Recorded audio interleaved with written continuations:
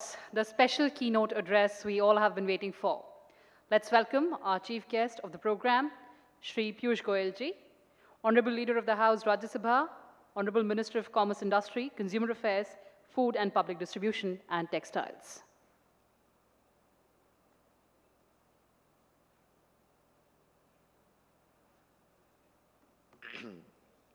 My brother and dear friend, Honorable Minister Shri Joshi ji, Shri Muralidharan ji, both the Srinivases giving us the blessings that Lord Balaji gives, good day, and V. Srinivas ji, Additional Secretary Dr. Satprakash ji, other very, very senior and distinguished colleagues from across the country, friends from the media, ladies and gentlemen. You're right, Praladji, I fully agree with you that when you have both the Srinivases sitting on the two sides on the dais, there's no reason or no possibility of this program not only facing shortage of funds, but in fact, generating funds. And I've taken the permission of Praladji to counter him a little bit. थोड़ा मैं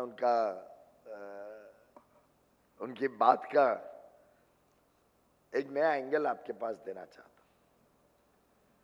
माननीय प्रहलाद जी ने सही फरमाया कि हिमाचल प्रदेश में 8 करोड़ रुपए खर्च हुए, 5.5 करोड़ का तो पेपर ही पेपर बच गया, उतना पर्यावरण को लाभ हुआ, उतने पेड़ कम कटेंगे, ऑल ऑफ दैट। पर सर, चार्टर्ड अकाउंटेंट का काम तो मुझे छोड़ दीजिए ना, क्योंकि आप भूल गए, आपने तो पेपर का कॉस्ट देख लिया, हो सकता है उसमें प्रिंटिंग भी पकड़ लिया होगा, पर वो सब पेपर हिमाचल प्रदेश में पहाड़ों पे लेके जाने के लिए आप सोचिए कितने ट्रक जाते होंगे पहाड़ के ऊपर, कितना धुआं और पेट्रोल डीजल की वजह से पर्यावरण को हानि पहुंचती होगी। वो सब पेपर जाके वहाँ जरूर कोई ना कोई स्टोर हाउसेज और सब में स्टॉक होता होगा। उसके बाद प्रिंटिंग के बाद हर मेंबर को भेजने के लिए गाड़ियां दौड़ती होंगी, सुबह शाम दोपहर दौड़ती होंगी, लगभग सेशन जब चल रहा है तो रोज दौड़ती होंगी। ये जब उसमें आदमी बैठता है तो ड्राइवर भी लगता है, उसमें आदमी कोई लेके जाता होगा पेपर, ऐसा तो नहीं है कि पेपर सिर्फ गाड़ी में रख दिया और अपने आप पहुंच गया। तो आप कल्पना करिए कितनी बड़ी व्यवस्था सालों साल से इस देश में चले आ रही है। इस देश में एक प्रकार से खर्चा तो हो ही रहा है, लेकिन इनएफिशिएंसी को हमने कैसे इंस्टीट्यूशनलाइज किया। और माननीय प्रधानमंत्री नरेंद्र मोदी जी ने जो डिजिटल इंडिया मिशन लॉन्च किया, उसके पीछे हेतु यही था कि आज दुनिया आगे चली गई है। भारत को अगर अंतर्राष्ट्रीय शक्ति बनना है, एक ताकत के रूप में उभरना है, तो हम सबको मिलके अपने अपने कंट्रीब्यूशंस जोड़ने पड़ेंगे। एक अगर हम 15 अगस्त के जब आज़ादी का अमृत महोत्सव देश धूमधाम से मना रहा था, उस समय के प्रधानमंत्री जी के अगर उद्बोधन को पुनः एक बार याद करें, 5 प्रण जो उन्होंने हम सबको दिए थे, उसमें एक तो बात ऑब्वियस है कि हम सबकी दिली इच्छा है, और मैं इस रूम में अगर देखूं तो साधारणतः हम सब उस उम्र के हैं जो ये इच्छा का लाभ हम अपने बच्चों के लिए छोड़ना चाहते हैं कि बच्चे आगे चल के एक विकसित भारत का हिस्सा बने। पर अगर हम उन्हीं 5 प्रण की 5वें प्रण में जाएं, तो प्रधानमंत्री जी ने कहा कि हमें कर्तव्य भावना से सबको मिलके इस लक्ष्य को प्राप्त करना है।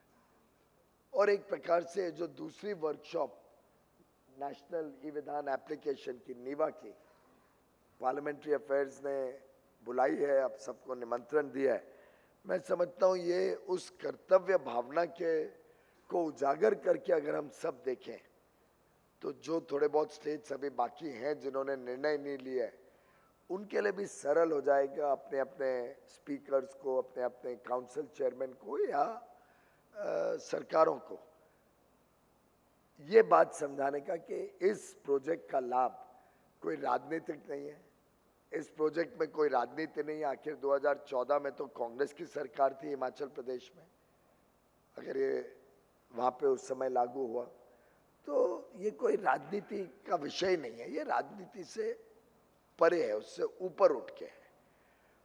और वास्तव में तो पार्लियामेंट, पार्लियामेंट्री प्रोसेसेस, पार्लियामेंट के कार्यक्रम, इन सब में हमने राजनीति नहीं लानी चाहिए। हम सब ने कोशिश करना है कि राजनीति से ऊपर उठ के हमारा संसद, हमारी विधानसभाएं, हमारे विधान परिषद, हमारी राज्यसभा, ये सब इंस्टीट्यूशंस हैं।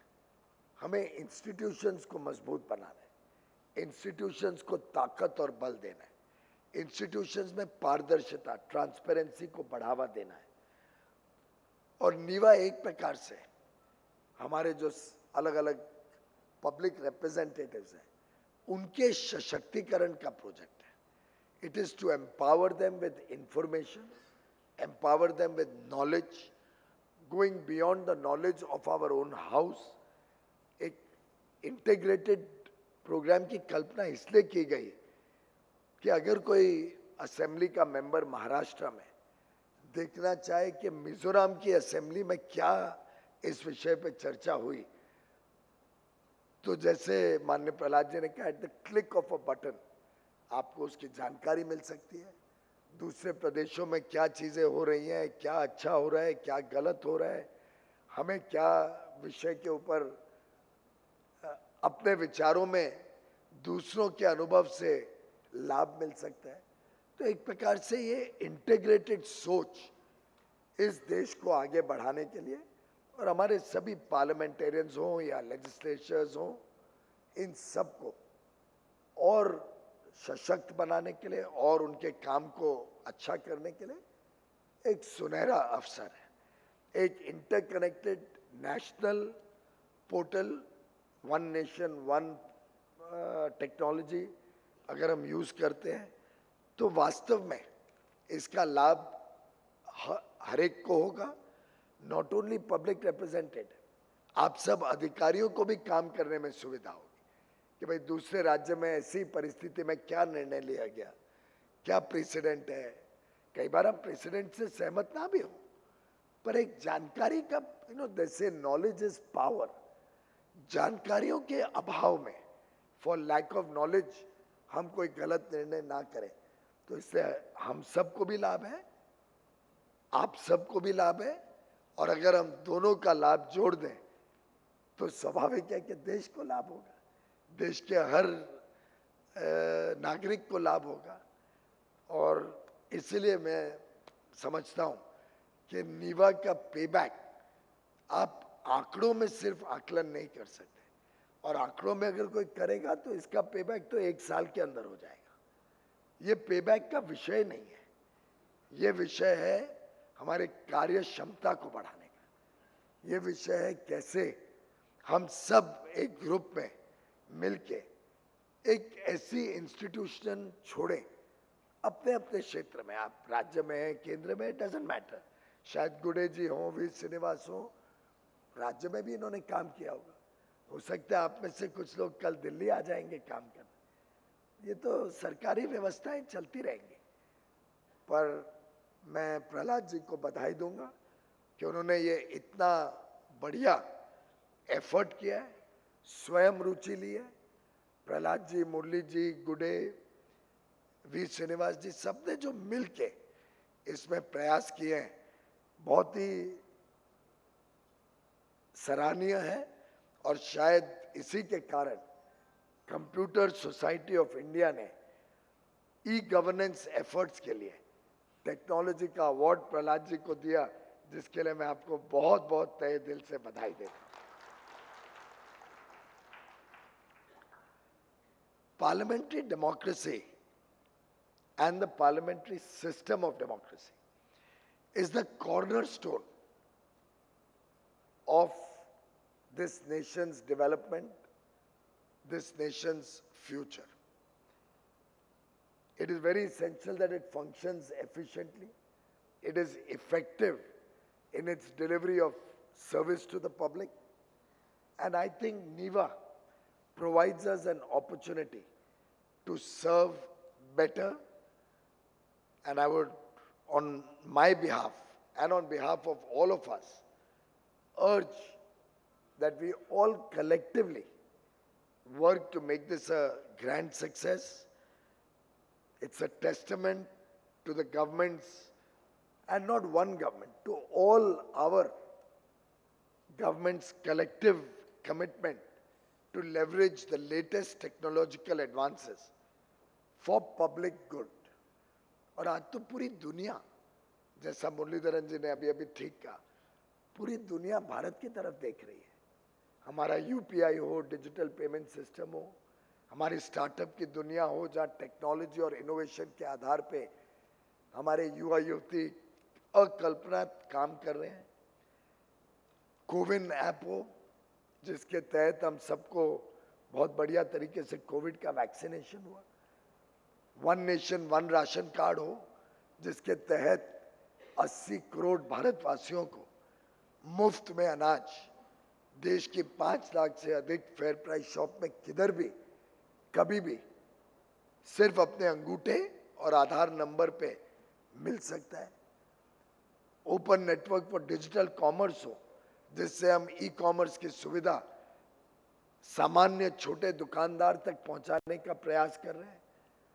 जेम का पोर्टल हो, गवर्नमेंट ई मार्केट प्लेस, और मैं एज्यूम करता हूं आप सब जेम का तो इस्तेमाल करते ही होंगे अपनी अपनी खरीदी के लिए. खर्चा भी कम होगा, पारदर्शी होगा और एक प्रकार से सरल भी बहुत हो जाएगा. तो अलग अलग जो टेक्नोलॉजी में भारत ने अभूतपूर्व प्रगति की है उसमें हम सब जुड़े. इसका सक्सेस हम सबके संयुक्त प्रयास से ही हो सकता है. Our collective effort will only help us meet the vision of the Prime Minister and all the team led by Prahlad Joshi ji who have conceptualized this aspect of NeVA, that we integrate all the assemblies. Central government is putting in money, almost 670 crores, to help make this program a success. तो आपके ऊपर वो बोझ भी नहीं है. तो ये तो एक प्रकार से कोल माइन के ऑक्शन की तरह है, क्योंकि हम दोनों कोल मंत्री रह चुके हैं सरकार में. कोल माइन के ऑक्शन में पूरा काम केंद्र सरकार करती थी ऑक्शन का, और पूरा जो रेवेन्यू है, बचत है, जो कमाई है, वो पूरी राज्य सरकार के हाथ में जाती थी. तो ये नीवा एक प्रकार से प्रहलाद जी का एज कोल मिनिस्टर एक और कंट्रीब्यूशन है टू द नेशन, कि मेहनत उन्होंने करके पूरा डेवलप किया है, सक्सेसफुली बनाया है और आपके समक्ष रखा है, आपको ऑफर किया है, जिससे बचत और एफिशिएंसी का जो लाभ है वो पूरा आपको मिलने वाला है. पूरे प्रोजेक्ट के लिए हार्डवेयर हो, सॉफ्टवेयर यहाँ से मिलेगा. आप तो वैसे बड़े सॉफ्ट व्यक्ति हो तो हार्डवेयर तो नेचुरली आप ध्यान रखेंगे. और मैं समझता हूँ कि हम सब ने रिकग्नाइज करना चाहिए और शायद हम स्वाभाविक रूप से करेंगे. गॉडफादर पिक्चर में एक डायलॉग था, you know, remember that old movie on the Italian mafia godfather. उसमें था, give me an offer that I can not refuse. Not that we have a godfather here, but certainly Manya Prahlad ji has given us all an offer that we cannot refuse.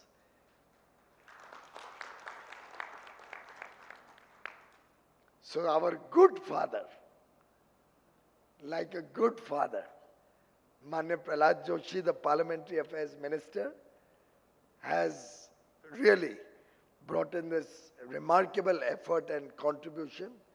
It can only be successful if all of us work together, cooperate with the whole program. We continuously keep improvising, both the technology providers and at the state level. And this culture of knowledge available with our elected representatives will truly revolutionize our democracy, the functioning of our legislatures and parliament, and I'm sure will be remembered for years and years to come. Congratulations to you, Prahlad ji, Murli ji, Arjun Meghwal ji, and the entire team, Srinivas ji, Mr. V. Srinivas, Satyaprakash, Mr. Gera, DG of NIC, Mr. Rajiv Rathi, and the entire team which has put this all together. Congratulations to all the states who have already adopted NeVA. Thank you very much.